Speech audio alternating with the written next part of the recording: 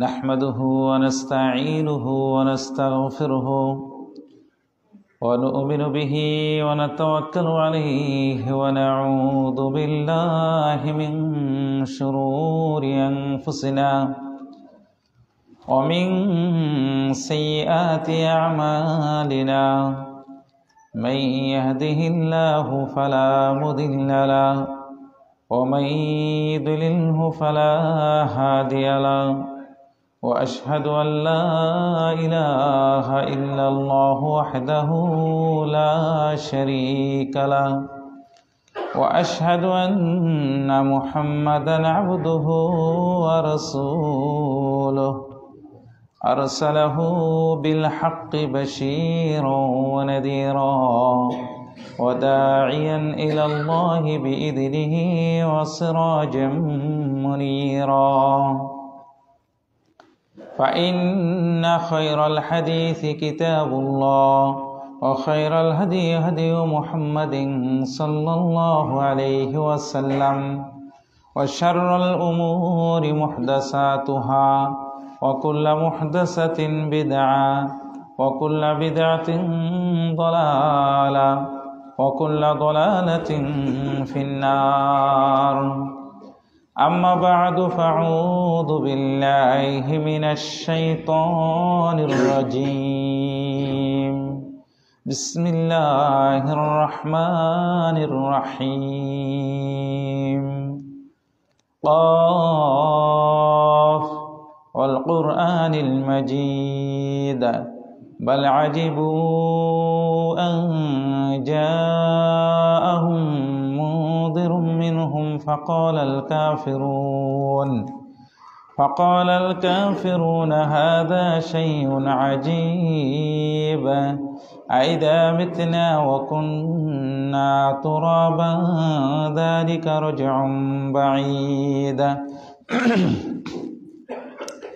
قد علمنا ما تنقص الأرض منهم وعندنا كتاب حفيظ بل كذبوا بالحق لما جاءهم فهم في أمر مريج أفلم ينظروا إلى السماء فوقهم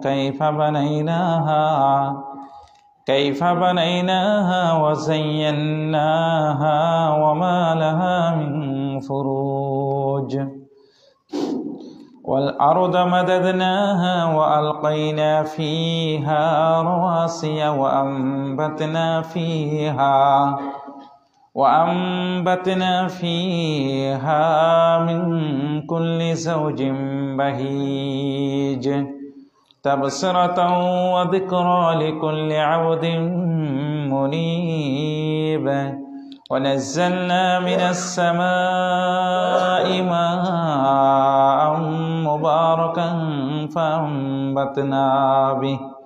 فأنبتنا به جنات وحب الحصيد والنخل باسقات لها طلع نضيد رزقا للعباد وحيينا به بلدة ميتا كذلك الخروج كذبت قبلهم قوم نوح وأصحاب الرس وثمود وعاد وفرعون وإخوان لوط وأصحاب الأيكة وقوم تبع كل كذب الرسل فحق وعيد أفعينا بالخلق الأول بل هم في لبس من خلق جديد بارك الله لنا في كلامه المجيد وفرقانه الحميد أعوذ بالله من الشيطان الرجيم يا أيها الذين آمنوا اتقوا الله حق تقاته ولا تموتن إلا وأنتم مسلمون يا أيها الناس اتقوا ربكم الذي خلقكم من نفس واحدة وخلق منها زوجها وبث منهما رجالا كثيرا ونساء واتقوا الله الذي تساءلون به والأرحام إن الله كان عليكم رقيبا يا أيها الذين آمنوا اتقوا الله وقولوا قولا سديدا يصلح لكم أعمالكم ويغفر لكم ذنوبكم ومن يطع الله ورسوله فقد فاز فوزا عظيما بعد الحمد والصلاة প্রথমে আমরা রব্বুল ইজ্জত আলামিনের শানে আন্তরিকভাবে প্রশংসা এবং কৃতজ্ঞতা জ্ঞাপন করি, যে মহান স্রষ্টা সত্যিকারের সুন্দরভাবে সুশৃঙ্খলভাবে তারই বিধান জুমার সালাত, এই জুমার খুতবা শ্রবণের যে আমরা বিশেষ তৌফিক এবং সুযোগ পেয়েছি, এই জন্য আল্লাহ রাব্বুল আলামিনের কাছে ছোট্ট একটি বাক্যের মাধ্যমে প্রথমে আমরা প্রশংসা এবং কৃতজ্ঞতা জানাই, বলি আলহামদুলিল্লাহ। দরুদ এবং শান্তি বর্ষিত হোক মুসলধারে সে বিশ্বনন্দিত মহামানব, যার অক্লান্ত পরিশ্রম ও কঠোর সাধনার বাস্তব ফলাফল হলো আজকে বিশ্বের মাঝে অনেকগুলো ধর্ম আছে, তবে আল্লাহর কাছে একটি মাত্র ধর্ম, এই ইসলাম ধর্মের ছায়াতলে আশ্রয় নেওয়া, এই শিক্ষায় শিক্ষিত হওয়ার, এই আলোকিত হওয়ার যে আমরা সুযোগ পেয়েছি, তৌফিক পেয়েছি, সে মহামানবের উপর অত্যন্ত বিনয় শ্রদ্ধার সাথে আমরা শ্রদ্ধা জ্ঞাপন করি। ছোট্ট দরুদ পাঠের মাধ্যমে বলি সাল্লাল্লাহু আলাইহি ওয়াসাল্লাম। আল্লাহর শানে প্রশংসা এবং প্রিয় নবীর শানে দরুদ পাঠের পরেই আন্তরিকভাবে আমি আপনাদের সকলকেই মোবারকবাদ জানাচ্ছি অত্র দোয়ার মাধ্যমে। রব্বুল ইজ্জত আলামিন সত্যি যেন আপনাদের আশা এবং বসা এবং যাওয়া আসার মাঝের এই সময়টুকু, শ্রমটুকু কিয়ামতের সেই কঠিন মুহূর্তে, সেই বিভীষিকাময় মুহূর্তে নাজাতুল ওসিলা হিসেবে যেন আল্লাহ কবুল ও মঞ্জুর করে নেয়, আমিন। সম্মানিত মুসল্লিয়ানে কেরাম, প্রাণপ্রিয় মুসল্লিয়ানে কেরাম, আমি বিগত সপ্তাহদ্বয় 2 সপ্তাহতেই প্রায় বলছিলাম যে আমার নিজেকে বাঁচানোর জন্য কেউ আমাকে আগিয়ে দিতে হবে না, আমাকে আগিয়ে দিবে না যতক্ষণ পর্যন্ত আমার নিজস্ব চেতনা, নিজের উদ্বেগ, নিজের চেষ্টা প্রচেষ্টা, নিজের একটা আগ্রহ, নিজের একটা টান থাকা, নিজের আলাদা একটা ভাব থাকা, তাইলে হবে, না হলে হবে না। যে মেয়েটা আপনার ভাত খাবে না, ওর বাপ কেনে, ওর দাদা কেনে, সব মিলে ওকে ভাত খাইতে পারবে না। কেন পারবে না? সহজ কথা, ওর আগ্রহী যে নাই, ওর ইচ্ছেই যে নাই, তো খাবে কিভাবে? ওর যদি আগ্রহ থাকতো তাহলে বাপও লাগে না, দাদাও লাগে না, কিছুই লাগে না, রাস্তা বের করে নেয়। এরকমভাবে যদি কাউরির ভিতর ওই চেতনাটাই না থাকে, ওই মেজাজটাই না থাকে যে আমার এই দুনিয়াবি যে জীবন আছে এর সাথে সাথে পরকালের জীবন, এটা বাস্তবতা, এই উভয় জীবনে, উভয় জগতে, উভয় জায়গাতে আমাকে সার্থক এবং সফল হতে হবে। এই সফলতার যে মাধ্যম, যে উপকরণ, যে মেডিসিনগুলো আছে, এগুলো আমাকে সংগ্রহ করতে হবে, কালেকশন করতে হবে। এগুলো আমাকে এখনই গুছিয়ে নিতে হবে, আমাকে সুন্দর করে সাজিয়ে গুছিয়ে তৈরি করে পরিপাটি করে এটা আমার জন্য প্রস্তুত করে নিতে হবে, যাতে করে সেখানে আমি ফেল না করি, যাতে করে সেখানে আমি হতাশায় না ভুগি, সেখানে যেন আমি আফসোস এবং আক্ষেপ না করি। এবং জানেন কখন কার কোন রোগে আক্রান্ত হবে, কখন কোন বালা মুসিবতে পড়বে, কখন কে বিপদের সম্মুখীন হবে, সংকটে পড়বে, আরে কখন কে দুনিয়া থেকে বিদায় নেবে, এই নীতি, এই উসুল, এই তথ্যটা যদি কাউরি জানা থাকতো তাহলে তার কোনো চিন্তাই ছিল না,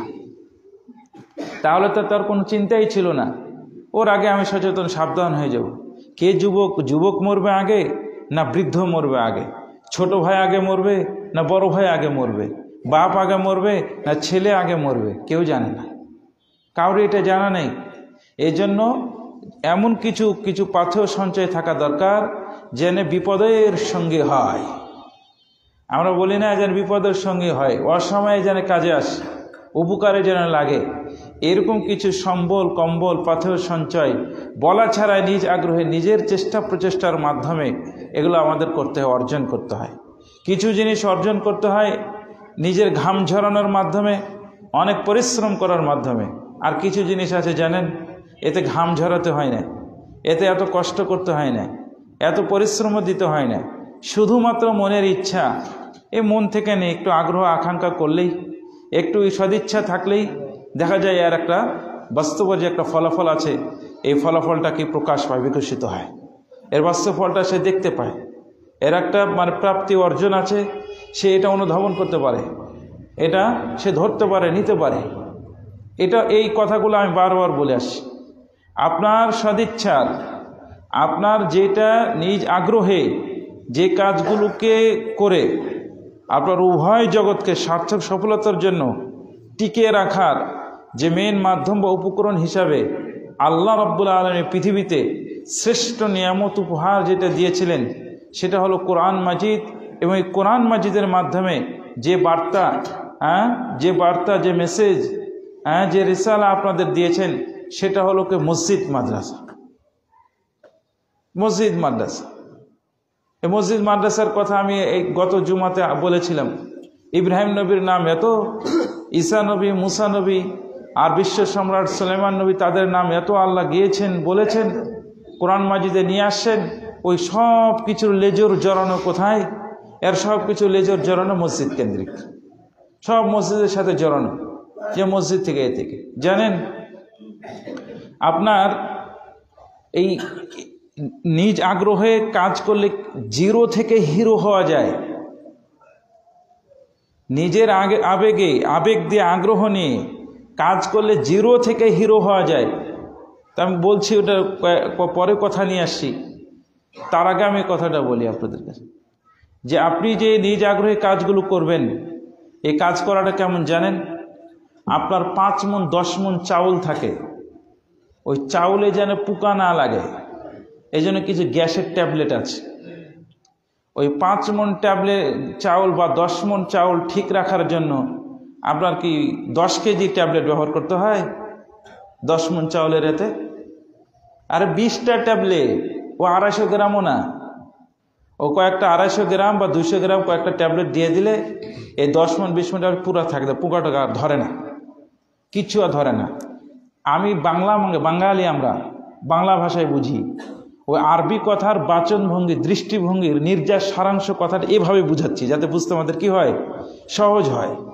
তো ওরকমভাবে আপনার জীবনের যে ছেলে এবং মেয়ে এবং পরিবার এবং আত্মীয় স্বজন এবং সংসার এবং সম্পদ এবং টাকা পয়সা, গাড়ি বাড়ি, ধন সম্পদ, একটাই ছেলে আর নাই, কারো 2টা ছেলে আর নাই, এগুলো যা আছে এগুলো সবগুলোকে মনে করেন 10 মণ চাউলের মতো, 10 মণ চাউলের মতো।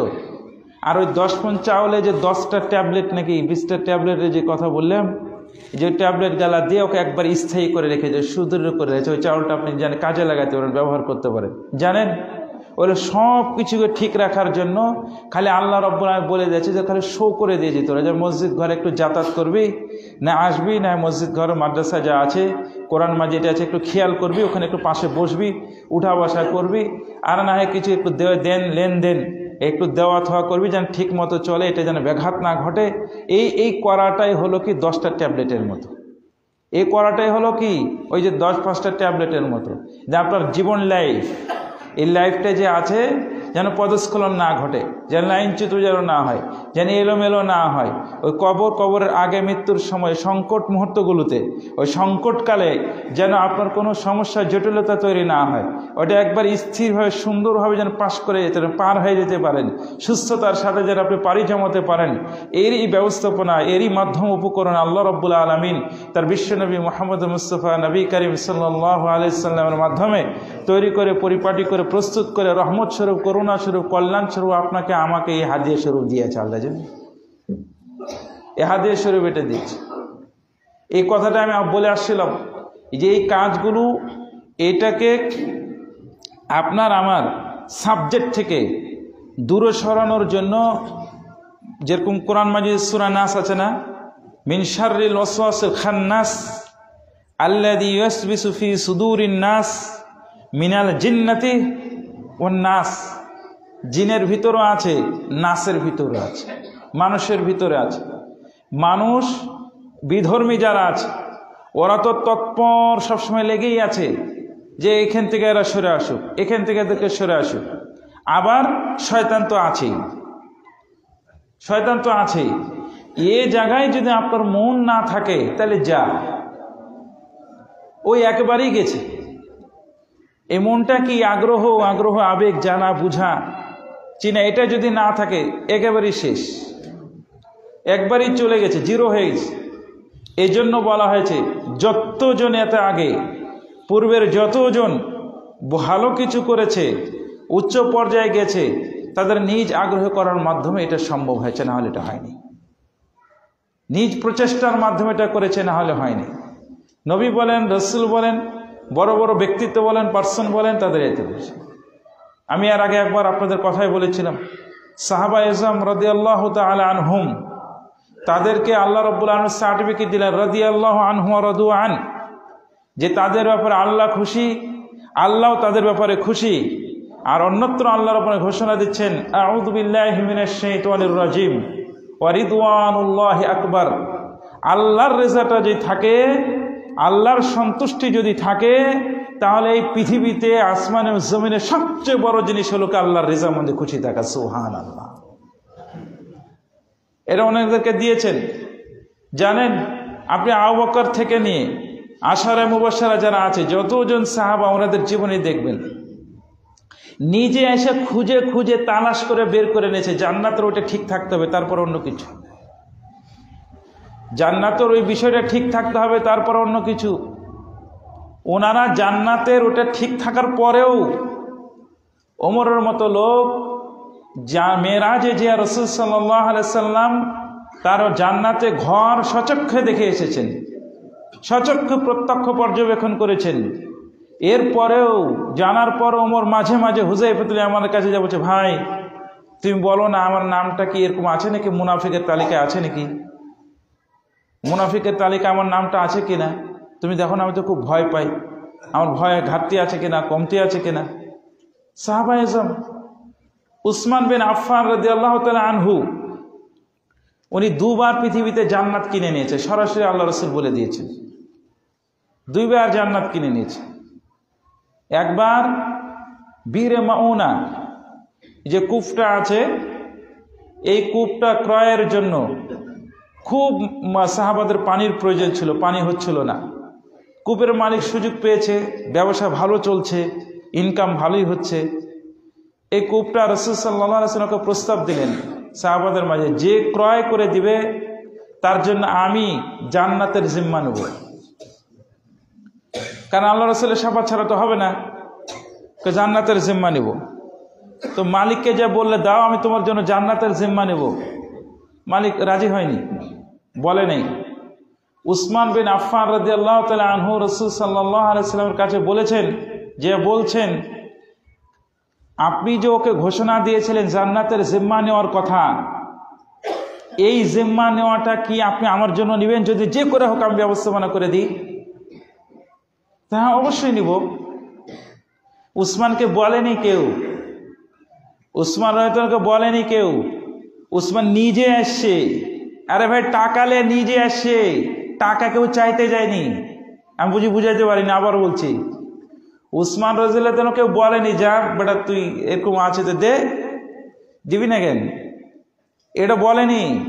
উসমান রাদিয়াল্লাহু শুনেছে যে জান্নাতের এটা জিম্মা নিবে, রাসূল সাল্লাল্লাহু আলাইহি ওয়াসাল্লাম বলেছেন। তখন উসমান বিন আফফান রাদিয়াল্লাহু নিজে আসছে, হেঁটে পায়ে নিজে হেঁটে এসে রাসূল সাল্লাল্লাহু আলাইহি ওয়াসাল্লামকে বলছেন, আপনি কি আমার ওইটা নিবেন? তো বলছে, হ্যাঁ অবশ্যই নিব, তুমি ব্যবস্থা করে দাও। উসমান বিন আফফান রাদিয়াল্লাহু তাআলা আনহু কূপের মালিকের কাছে যা কন্ট্যাক্ট শুরু করেছে। আরে ভাই, তোর দৈনন্দিন কত ইনকাম হয় পানি বেচে, আর বাৎসরিক তোর কত ইনকাম হয়? তো এরকম এরকম তো বলছে যে যা আছে 10-20 বছরে যা আছে 3500 দিরহাম। ওই সময়ে আমার মনে, আমার আগে আমার বাবাজিরা যারা এখানে আছে, যাদের বয়স 60-70 হয়ে গেছে, তাদের কাছে আপনারা জিজ্ঞেস করেন 100 টাকার মূল্য কত ছিল। 100 টাকা 200 টাকার মূল্য কত ছিল, 50 টাকা 10-20 টাকার মূল্য কত ছিল। তাহলে ওই রাসূল সাল্লাল্লাহু আলাইহি সাল্লামের জামানায় মদিনাতে ওই কূপের মালিকের সাথে কন্ট্যাক্ট করে বলছে 3500 এই দিরহাম আমি দিয়ে দিলাম, যা ওই কূপের আবার কাউকে কিছু বলা দরকার না, ছেড়ে দে। যে 3500 দিরহাম দিয়ে উসমান বিন আফফান নিজে ক্রয় করে নিয়ে এসে মুসলিম বা যারা আছে এদের জন্য দিলেন, উন্মোচন করে ছেড়ে দিলেন, উন্মোচন করে দিলেন, ছেড়ে দিলেন, মুক্ত করে দিলেন। তখন রাসূল সাল্লাল্লাহু আলাইহি সাল্লাম বলছে যে উসমান এই একটা নগদ টাটকা একবার জান্নাত কিনে নিলে। আর আরেকবার তাবুক যুদ্ধের সময় অনেক অভাব অনটন, কিন্তু দরকার, খুব দরকার, প্রয়োজন। তখন উসমান বিন আফফান রাদিয়াল্লাহু তাআলা 1000 দিনার 700 ঘোড়া আল্লাহ রসুল সাল্লাল্লাহু আলাইহি ওয়াসাল্লামের কাছে না এসে বলে দিয়ে দিয়েছে। তা আল্লাহ রসুল দিনারগুলো লাড়ছে আর বলছে, আরে মানুষ তো 1 টাকা স্বার্থের লেগে দেয় না, মিল আছে, মহব্বত আছে, স্বার্থের লেগে আছে। এটা যদি একটু আঘাত হয় বা হয় তাহলে কি ব্যাঘাত ঘটে যাবে 1 টাকার লেগে। আরে 1 টাকার জন্য তো বলছে যে 1000 দিনার এভাবে দিয়ে দিয়েছে, লাড়ছে আর এইভাবে বলছে, লাড়াচাড়া করার পরে বলছে উসমান দুনিয়াতেই জান্নাতি হয়ে কিনে নিলে, দুনিয়াতেই টাটকা নগদ হয়ে জান্নাত কিনে নিলে। 2 বার, ওই এক সময় আর এক সময় রাসূল সাল্লাল্লাহু আলাইহি ওয়াসাল্লাম টাটকা নগদ 2 বার ও দুনিয়াতে কি করে নিয়েছে, জান্নাত কিনে নিয়েছে। সুবহানাল্লাহ। এই মেজাজ থাকার কারণে, এরকম থাকার কারণে আল্লাহ রাব্বুল তাকে তার অভাব অনটনে ফেলেনি, ওনাকে রাজকীয় ভাব তুলে দিয়েছে। মন যেরকম রাজকীয়, ওনার পজিশনও আল্লাহকে রাজকীয় করে দিয়েছেন, ওনার পজিশনটা আল্লাহ রাজকীয় করে দিয়েছেন। এমনকি আমরা হয়তো মনে মনে বলবো রাসূল সাল্লাল্লাহু আলাইহি সাল্লাম উসমান বিন আফফানের সাথে বিবাহ দিয়েছে আল্লাহ রাসূলের 2 মেয়ের টাকা পয়সা ধন সম্পদ বুঝি থেকে এইভাবে বিয়ে দিয়ে দিয়েছে, এভাবে হয়তো মনে মনে হয়তো আসতে পারে। না না না, ওনাকে রাজকীয় ভাব মান আল্লাহ দিয়ে দিয়েছে। জিবরিল এসে আল্লাহর পক্ষ থেকে দিয়ে আল্লাহ রসুল সাল্লাল্লাহু আলাইহি ওয়াসাল্লাম মসজিদ ঘরে ঢুকছে, প্রবেশ করছে, আর গেটে আল্লাহ রসুলকে বলছে, আর রাসূলুল্লাহ উম্মে কুলসুমের বিবাহ ওর সাথে দেন তাড়াতাড়ি, আল্লাহ আমাকে পাঠালছে। তাহলে ঘটককে আল্লাহ ঘটক বানালছে কাকে? জিবরিলকে ঘটক বানালছে। ভিআইপি মানটা দিয়েছেন, রাজকীয় মানটা দিয়েছেন। আরে ভাই, আমাদের বিভাষের ঘটকালি করে ঘটক নামে আলাদা লোকই থাকে, ও আলাদা লোক থাকে, কিন্তু ওখানে আল্লাহ রাব্বুল আলামিন জিবরিলকে পাঠালছে যে আল্লাহ রসুলকে বলো। তাহলে আল্লাহ আর পৃথিবীর শ্রেষ্ঠ মহামানব নবী আর মাঝখানে ফেরেশতাদের শ্রেষ্ঠ ব্যক্তি হলো জিবরিল, দিয়ে বলছে যে ওকে দাও, আপনি প্রস্তাব দেন যে ওর সাথে উঠিয়ে দেন। তো জিবরিল এসে বলছে আল্লাহ পাঠাচ্ছে, কি করবে? কোনো মহরে তো দিতে হবে না, ওগুলো তো কোনো কিছু নাই, দেন তাড়াতাড়ি ওখানে দেন, জুড়ে দেন। দিয়ে আল্লাহ রসুল তাকে দিয়ে দিয়েছে। এই যে মানগুলো, এই যে পজিশনগুলো, যার মন বড়, যার দেল বড়, যার এরকমই আছে, এই দুনিয়া তো আল্লাহকে ওকে মান দেবে, পরকালও আল্লাহকে মান দেবে এরকম। সুবহানাল্লাহ। যেভাবে পরকালে এরকম দিবে, এরকম মান পজিশন দেওয়ার জন্য তখন মনে মনে বলতে পারেন যে ওই সময় তো ছিল আল্লাহ রসুল নবী ছিলেন, এই জন্য না হয় পারছে, এখন কি আমাদের সুযোগ আছে? এখন কি আমাদের ওরকম সুযোগ আছে? সুবহানাল্লাহ। এগুলো প্রশ্নের উত্তর আগে আল্লাহ সেরে দিয়েছেন, এগুলো আগে কমপ্লিট করে দিয়েছেন। ওই যে বৃদ্ধা মহিলার কথা আমি এর আগে বলেছিলাম। মুসা নবী আলাইহিস সালাতু ওয়াস সালাম যখন মিশর থেকে হিজরত করে ফিলিস্তিনের দিকে রওনা দিচ্ছেন, বানি ইসরাইল ওলামারা বললেন যে আপনারা এভাবে যায়েন না, কারণ ইউসুফ নবী ওসিয়ত করেছেন এখান থেকে যখন আমরা হিজরত করব তখন কবরের লাশ সহ যেন হিজরত করা হয়। তো কবরের লাশ কোথায় আছে কেউ জানে না। তখন একজন বলছে, একজন বৃদ্ধা মহিলা আছে, সে জানে। আমি মা বোনদেরকে বলে যাচ্ছি, বৃদ্ধা মহিলা আছে, তো বলছে ও জানে। তখন মুসা নবী আলাইহিস সালাতু ওয়াস সালাম বলছেন, নবীদের নসিহা ওসিয়া এটা না মানলে তো হবে না, কারণ মানতে হবে, তো ওনার লাশ তো নিয়ে যেতেই হবে। তাহলে তখন বৃদ্ধার কাছে মুসা নবী গমন করেছেন। গমন করে যে বৃদ্ধার কাছে যখনই মুসা নবী গেছে, মুসা নবী আলাইহিস সালাতু ওয়াস সালামকে দেখে বৃদ্ধা বলছে, সুযোগ পেয়েছি, এবার কাজে লাগাবো, এ সুযোগ আমি হাতছাড়া করব না, সুযোগ পেয়েছি আমি এই সুযোগটা হাতে কাজে লাগাবো। তখন বলে কি সুযোগ? তখন মুসা নবী এবং রসুল, বৃদ্ধা জানে উনি নবী এবং রসুল, এবং ওনার দোয়াটা আল্লাহ কি করে কোনো সময় ফেরত দিবে না। তখন বৃদ্ধা বলে বসলো যে আমি ইউসুফ নবীর কবরটা দিতে পারি, এই তথ্যটা দিতে পারি। এই তথ্য দেওয়ার জন্য আমার একটা শর্ত আছে, এই শর্ত যদি মানেন তাহলে আমি আপনাকে বলে দিতে পারি, না হলে আমি এই বলবো না। এটা শর্ত। বৃদ্ধা মানুষ বলছে ঠিক আছে। এবার মনে মনে বলেন তো, বৃদ্ধা মহিলা বুঝি শর্ত দিয়েছিলেন বয়স যেন যুবক হয়ে যায়, যুবতীতে যেন পরিণত হয়ে যায়। বৃদ্ধা মহিলা বুঝি এই শর্ত দিয়েছিলেন যে আমার বাড়িটা ভাঙচুর হয়ে আছে, এলোমেলো হয়ে আছে, আপনি তো দোয়া করলেই তো কোনো না কোনো একটা মঞ্জুর হয়ে যায়, তো এটা যেন আল্লাহকে দুনিয়ার বাড়ি গাড়ি এটা পুরা যেন একবারই সে ভিআইপির মান তৈরি করে দেয়।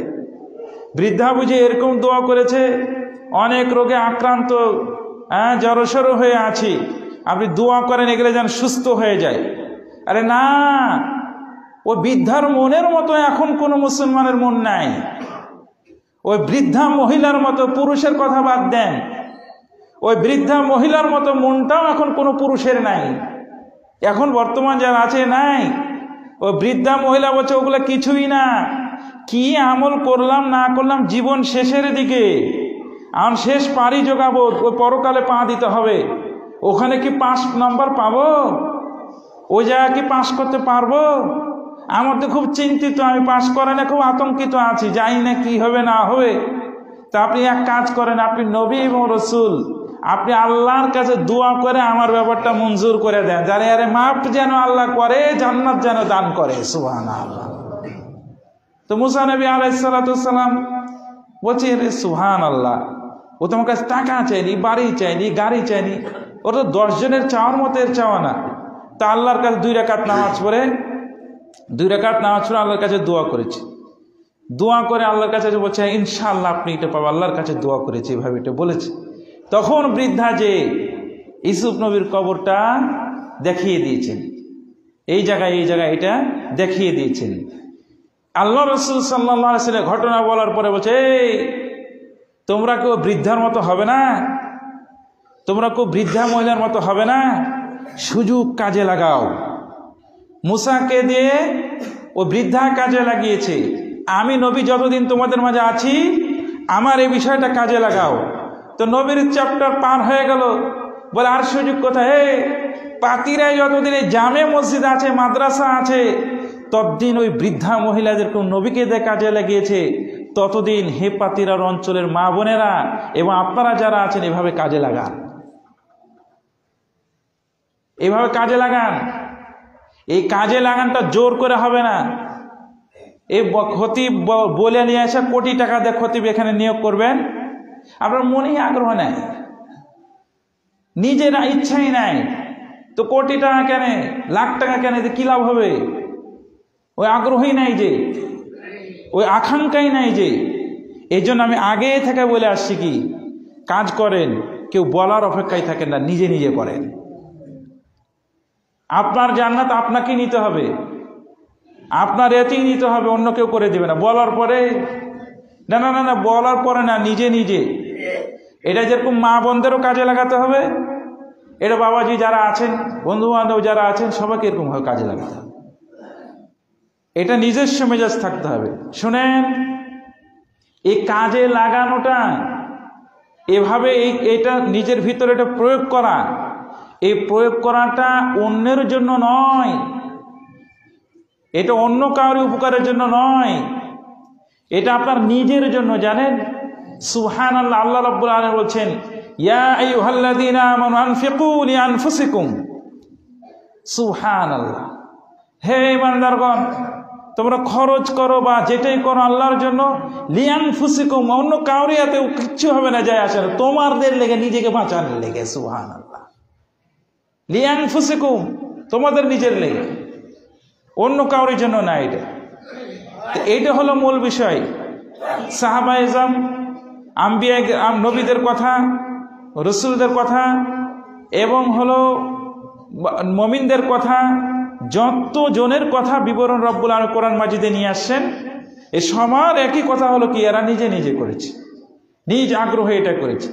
এমনকি যে বৃদ্ধা মহিলার কথা বললাম শেষে, বৃদ্ধা মহিলার কথা বললাম শেষে, কথা বলছি যেহেতু, তারপরে অনেকে ভাবতে পারেন, বলতে পারেন, এরকম মনে মনে থাকতে পারে, ও বৃদ্ধাও তো কিছু আমল করেছে যে ভয় করছে।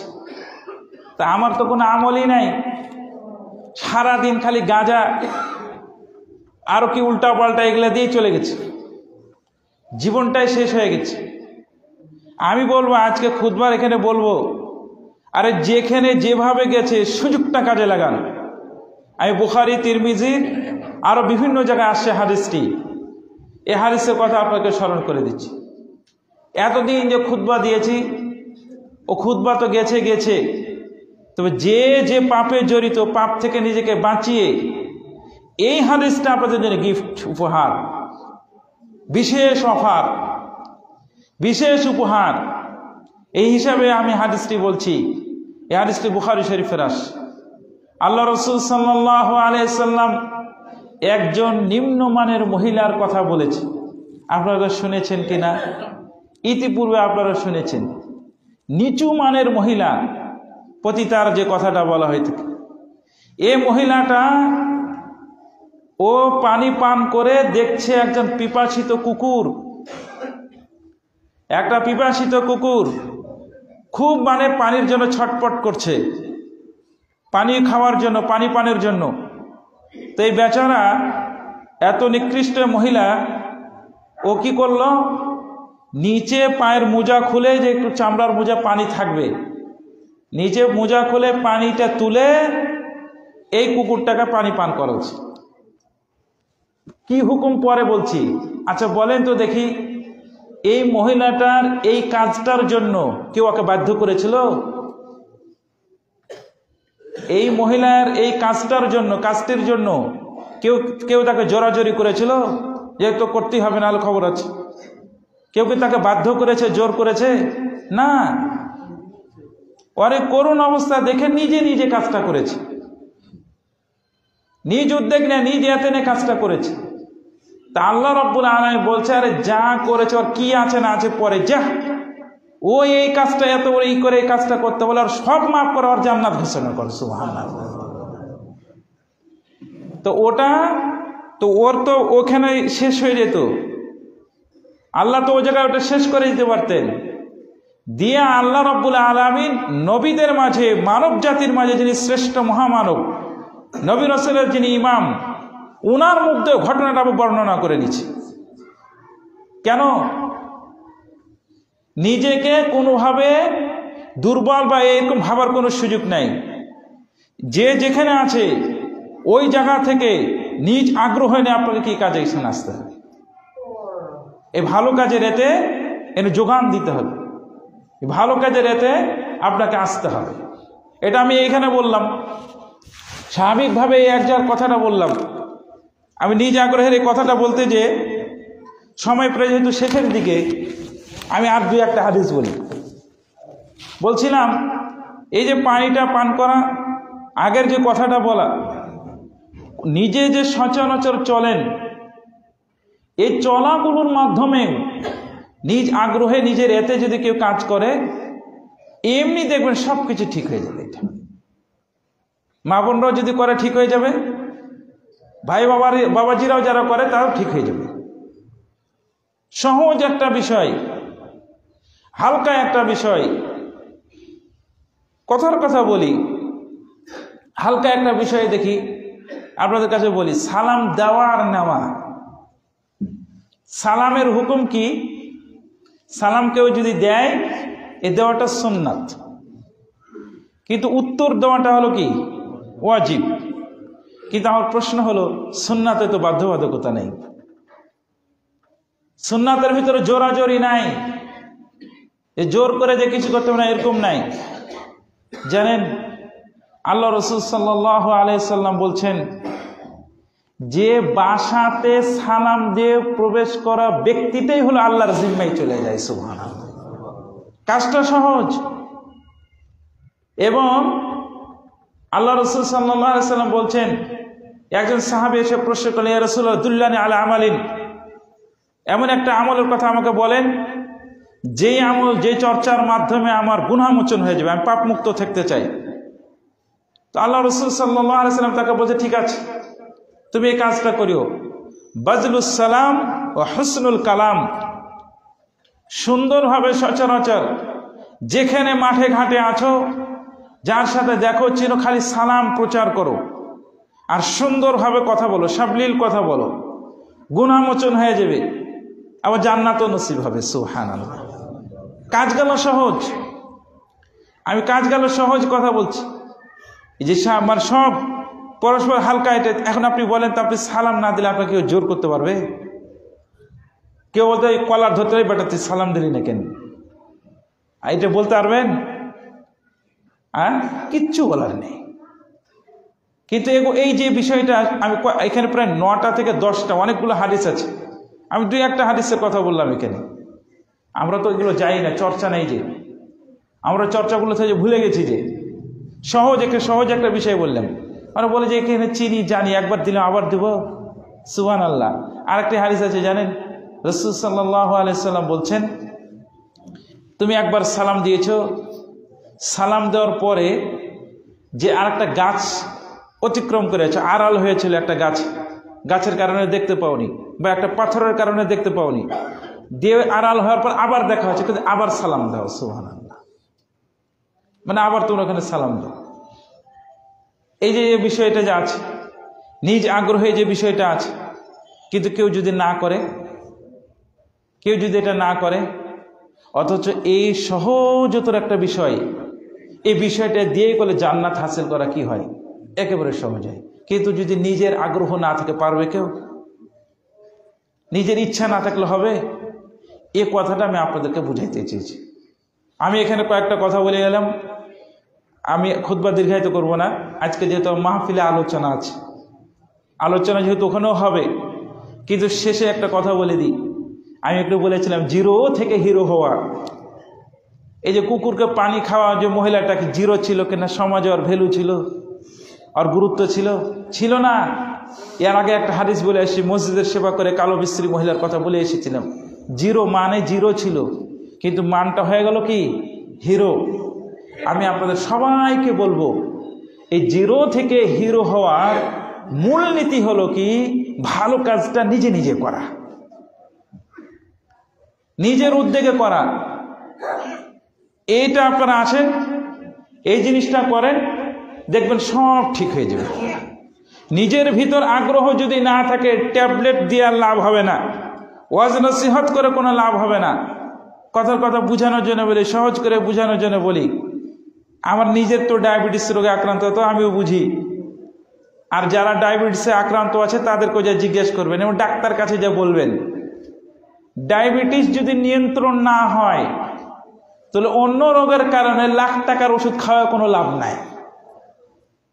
এটা যেরকম সত্য, ডায়াবেটিস নিয়ন্ত্রণ না হলে অন্য রোগের ট্যাবলেট খাওয়া লাভ নাই, হোক না ওই ট্যাবলেটটা লাখ টাকার, কোনো লাভ নাই।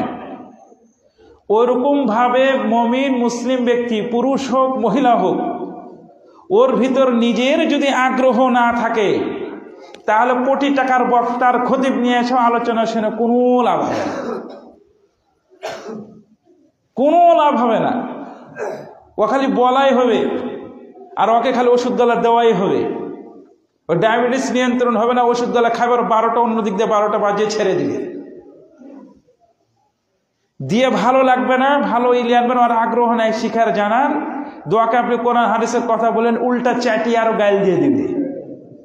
বুঝেছেন? আঞ্চলিক ভাষা বললাম, কিছু আরো উল্টা গালি দিয়ে দিবে।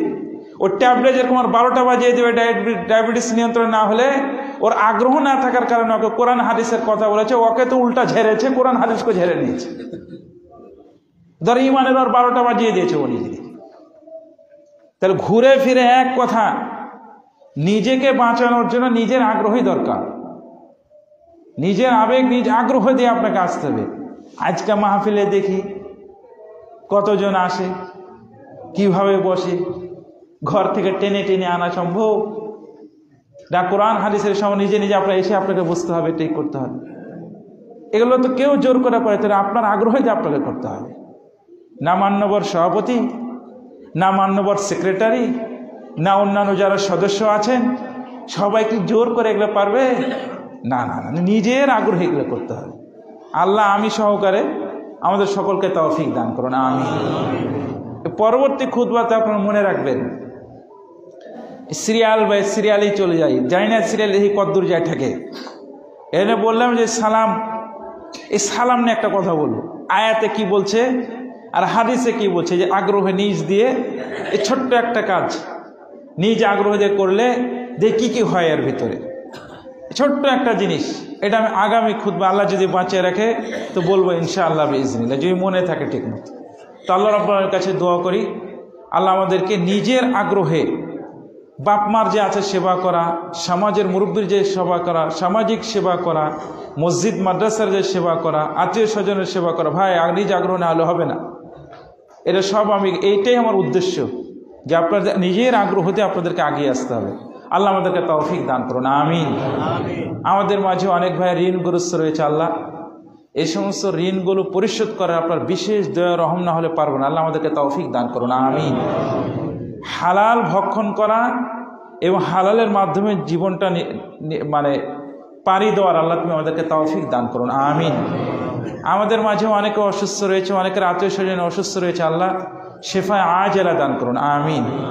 আমাদের মাঝে অনেকে কবরস্থ আছে, অনেকের আত্মীয় স্বজন, আল্লাহ তুমি কবর যারা আছে তাদেরকে আল্লাহ মাফ করে দেন, আল্লাহ আমিন। তাদের কবর জান্নাতের টুকরায় পরিণত করেন, আমিন। এ রব্বুল আলামিন আমাদেরকে মুসল্লি হিসাবে, শ্রোতা হিসাবে এবং আপনার বিশেষ দয়া করুণায় নিজ আগ্রহে আমাদেরকে কাজ করার আপনি তৌফিক দান করুন, আমিন। ও আখির দাওয়ানা আলহামদুলিল্লাহি রাব্বিল আলামিন।